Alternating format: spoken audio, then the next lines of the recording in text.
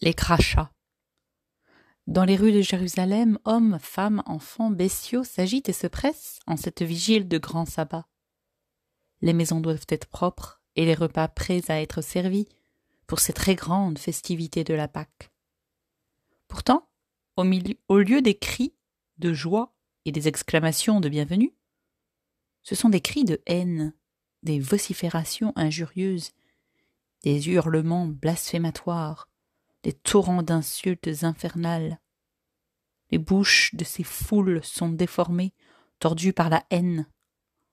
La cause de leur rage est mystérieuse, car seul un homme défiguré se tient devant eux, dans le silence.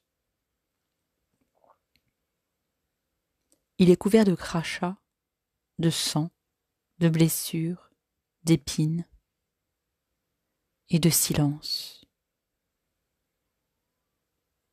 Tout ce que l'homme peut jeter sur lui, jeter sur Dieu, lui, Jésus-Christ, ne l'a pas repoussé. Les crachats, les ordures, la poussière, il ne les a pas évités, ni essuyés, ni esquivés. Ces crachats répugnants sont l'image de ces blasphèmes atroces de notre siècle, qui accusent Dieu des maux dont il souffre. Ces crachats sont l'image tiède et fétide de nos pensées libérales, qui jaillissent et qui rejaillissent en paroles mauvaises et corruptrices. Tu es libre de choisir le bien ou le mal. Tu es libre de faire ce qui te plaît.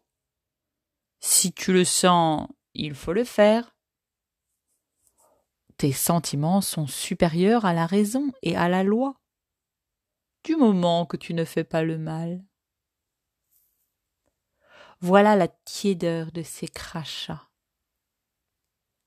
Le libéralisme des individus et des États, ces crachats ignobles recouvrent la sainte face de notre Seigneur, sans qu'il ne s'en détourne, car pour cette tiédeur mortelle aussi il veut expier. Mais il serait faux de croire que l'âme peut d'elle-même se tirer de cette erreur, car le libéralisme a ceci de particulier qu'il se dissimule, qu'il se mêle au précieux sang, qu'il ne fait pour ainsi dire qu'un avec lui, tout comme ses crachats. Le propre du libéralisme est de prendre la forme de la vérité et de la liberté. Il n'en prend que la forme, que l'apparence, comme sur notre Seigneur, il prend l'apparence du précieux sang. C'est pour cela que nous nous trompons si aisément et qu'il est difficile de dissocier et de distinguer le vrai du faux.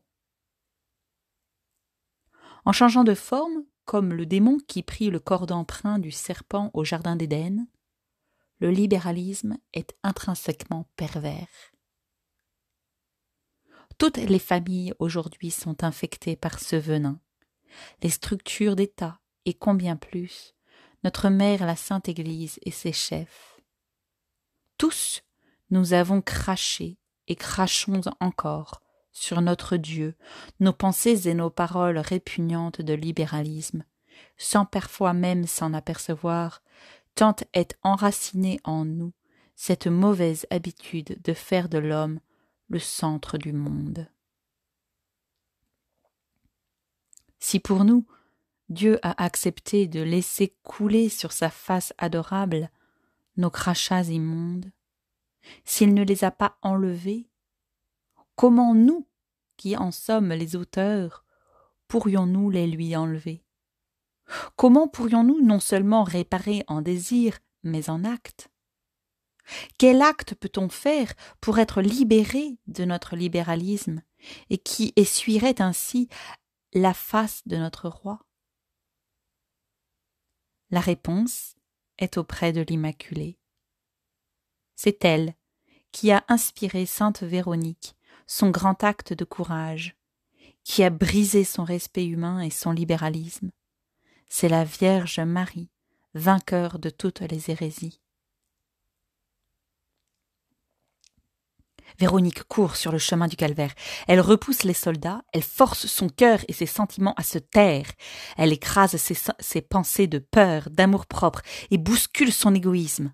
Elle s'oublie elle-même, elle s'arrache à son confort intellectuel et à son opinion propre, dominant ses répulsions pour accomplir ce que l'Immaculée lui inspire. Elle fait de Dieu le centre de ses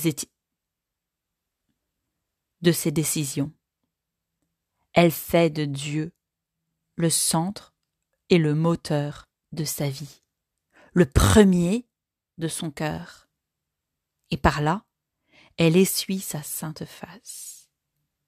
À un tel acte prompt et concret, qui manifeste réellement le rejet du libéralisme, Dieu répond aussitôt et imprime sur son âme sa propre sainte face. Que notre apostolat délivre nos âmes, Seigneur, de notre libéralisme. Ave Maria.